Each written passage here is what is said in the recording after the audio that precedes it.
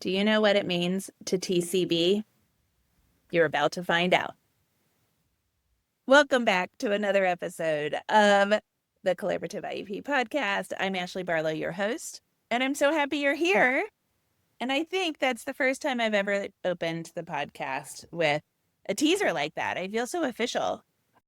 I always laugh when people say, "Oh, you have a podcast?" Because I'm like, yeah, I do. It just seems like something I do. Like I sit and talk to the computer once a week. And then I realized that we have like 250 episodes or something. And I'm like, yeah, I guess I am a podcaster. I don't know. So, welcome along on this identity journey. You didn't know you were having one of those today. We are in a series that is called Solving Seven Sticky. No, let me tell you what it's called. Remember how this happened last week? 7 simple solutions to solve your sticky IEP situations. And we have talked about the following: bullying, the school staff tries to tell you how it is. Number 2, impasse, negotiations are stuck. Number 3, discontentedness, the vibe is just plain bad. Number 4, misunderstanding, the district does not understand your interests and positions. And now we are going to go to smoke and mirrors. The district relies on rhetorical, unimportant information. And we're going to talk about TCB. I can't wait to tell you what TCB means. First, I want to tell you a couple of things that are going on around here that are really exciting, and we're going to do it in short order, I promise, because I have a lot to do. I am heading out of town for the COPA conference, which is taking place in Washington, D.C. this week or next week, the week of March 3rd. I think I get home on March 3rd. I don't know. And well, the day that this airs, next Tuesday, I will be preparing for a Hill Day, a day of advocacy on Capitol Hill, which occurs on Wednesday. And then Thursday through Sunday are just incredible presentations at the COPA conference, Council of Parents, Attorneys, and Advocates. It's our big special education conference.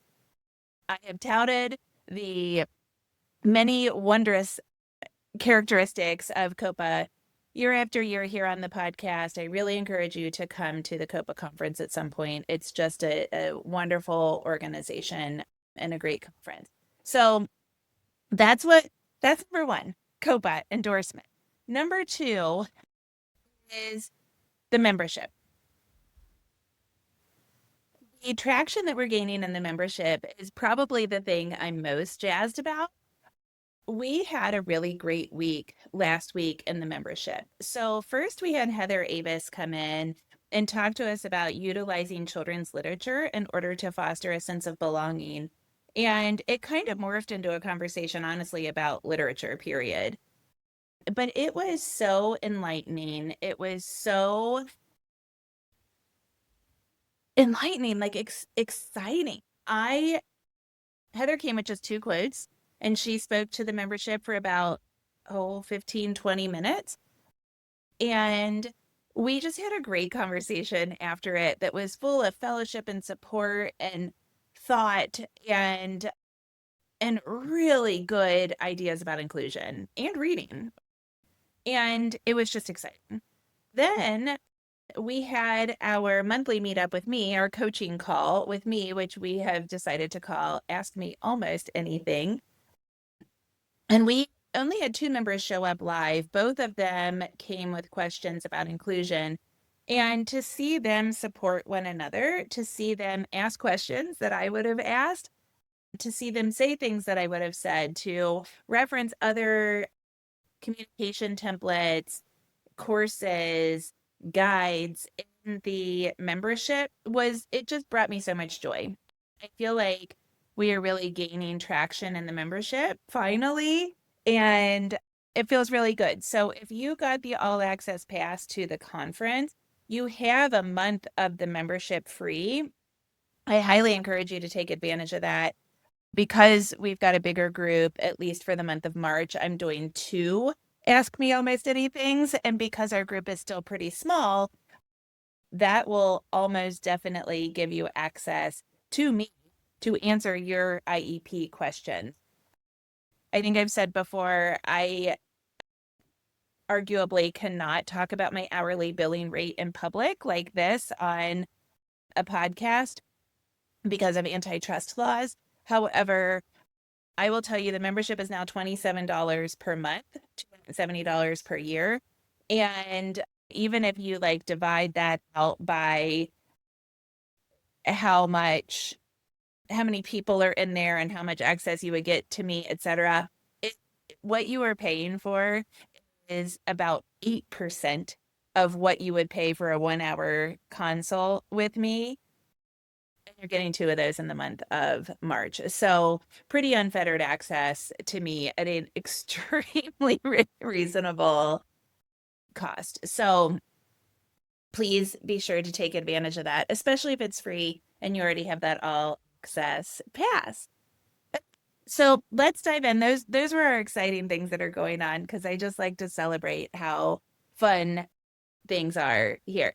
So as we work our way through one of these basics, back to the basics presentations that is OG here to the Collaborative IEP, and talking our way out of sticky situations at the IEP table, we find ourselves at situation 5, which is, again, smoke and mirrors. The district relies on rhetorical, unimportant information. And I think you've probably seen situations like this where, you're at the IEP table and they just really like want to rely on one thing. And it's something that doesn't matter to you at all. And a lot of times it's something that they have said before, like, well, that's just one data point. That doesn't necessarily matter. So it might be like how a child does rhetorically in music class. And I want to say, well, the music teacher is not my kid's kind of person, or is annoying, or uses compliance-based supports, and my kid is used to and does better with neurodiversity affirming supports. It might be that they rely on one test score. So they rely just on IQ. They rely just on the MAP or the STAR or the iReady score. It might be that that one person comes in, this happens a lot in disciplinary things, one person comes in and says one thing, and you can tell that the way they're saying it is contorted to, or like twisted to, just be for the sole purpose of their motive, right? Like if it's discipline to get the suspension or to the expulsion. And it's maddening because you're like, wait a minute, where did that come from? A lot of times with these rhetorical things that are unimportant or kind of come out of left field, you're like, what the heck? Like, where did that come from? Most of the time, also with these things, another way to spot this issue is the teacher or the administrator or the school person's face is showing you that they like basically think the parent's perspective is crazy. So they kind of look like they're sucking on a lemon, or their eyebrows are up, or they're like they have like a look of confusion, or their body is really closed, like their arms are folded and they have a scowl. Um, one of the like most clear ways is when they're like looking up at the sky, like, can you believe this lady? So I'm certain that as you're driving your minivans right now, you're like, yep, I know the look. Because I think everybody, if you've sat at an IEP table, you've seen that, good conflict is good. And that's more of like a passive aggressive type thing. But sometimes it's hard to control our body language, and it does help us to identify it. So what do you do when you have that situation, when they're just relying on one thing that doesn't seem important, but they're just putting all their eggs in that basket? Well, like, he just can't keep his hands to himself. Or, well, I mean, he's reading at a preschool level. Or I'll tell you what, it's just like he just can't seem to get out of specials. The transitions out of the gym and the music room are so hard. What do you do when they're just relying on one data point that is so unrelated, unimportant, and honestly kind of rhetorical? So your solution is going to be to channel the Ashley Barlow TCB telephone voice. Okay? Ashley Barlow TCB telephone voice. All right. I'm going to tell you what TCB means, but you got to bear with me here. Okay. To explain what I mean, I have to tell you a little bit of story. You're going to learn how to do the Ashley Barlow telephone voice with this little story. So, I have a swim wife.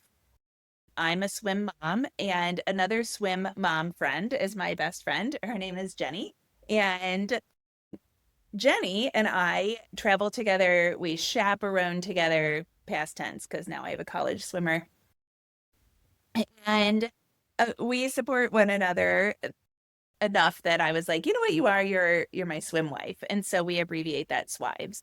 And when I call anybody, whether it's to make a reservation for a big group or to check to see if anybody can accommodate our big group of swimmers and chaperones and coaches, I don't take no for an answer. So step one is you can't take no for an answer. So school says, oh, they have to go to this like self-contained room because they can't read. And you're like, that's dumb. We can amend things to their reading level and we can make general education accessible to them, especially now with AI. So that's dumb. Gotta like, can't take no for an answer, right? So what happens a lot in our swimming escapades is that the right word? You know what I mean? Is all I think about is ice capades from the 80s and 90s. Anyway, okay, so we have to order a lot of lunches for people. We usually do catered dinners, but we order lunch from various restaurants. Well, do you know how annoying it is to go in the Panera app and to order 35 lunches that's like, the bacon turkey bravo on this bread, not that bread, without tomato, and like to personalize it all? It is maddening and exhausting and tiring and all the things. And so, um, what we'll do is we have the kids fill out a Google form and we're like, what do you want? What, extra qualifications, picky things do you want to add to it? And then we call the restaurant and we say, hey, we have this amazing spreadsheet. Could we send you a spreadsheet of orders? Because that'll be way easier for you than taking them on the app. And because you got to make it, better for them. And sometimes they say, no, we don't know how to do that. And that's when the Ashley Barlow telephone voice really works because I'm not going to take no for an answer. Like I'm going to send it to them. So I'll say something like, oh, I know we usually do this because we're such a large group and we've learned that doing it on the app, we can have all kinds of tech errors. This way, you're getting all 35 of them in one document, right? So there's tech errors and I'm making it streamlined for you. And they say, well, the benefit of the app is you get the money right up front. Like, you pay on the app and I'll say, I've got the credit card right here. If you'd like, I can, if you want to get it all into your computer system, you can call me anytime and I'll be happy to pay over the phone. And they say, oh, we can't take credit cards over the phone, ma'am. And I'm like, okay, well, you know what? We'd be happy to drive there tomorrow. We're going to Chick-fil-A to pick up the order that we ordered with our spreadsheet. And you're right next door to Chick-fil-A. So how about if we bring you the credit card tomorrow and you can swipe it? And then the next day we can pick up our lunch for you. And I literally don't take no for an answer. And I have 100% efficacy on swim meet orders because I'm very, very kind, very, very polite. I'm constantly putting things into their perspective. I'm seeing their interests and I'm making it as easy as possible for them. But I'm like, I'm not backing down. You're taking this spreadsheet of orders because believe me, we tried it on the apps in the beginning and it is an absolute disaster. So that's what you need to do at school.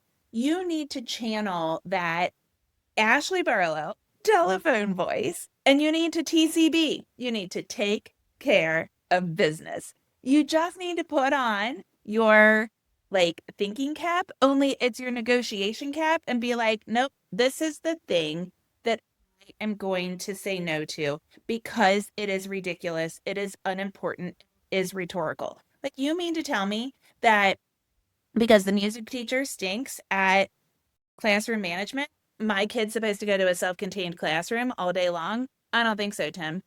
So that's what is that from tool time? My husband always says that. I don't think so, Tim. I don't know what it comes from.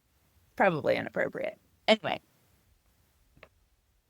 this admittedly is more of a vibe. It's more of a personality style. It's more of a mentality than it is a structured system, scripted checklist. Okay.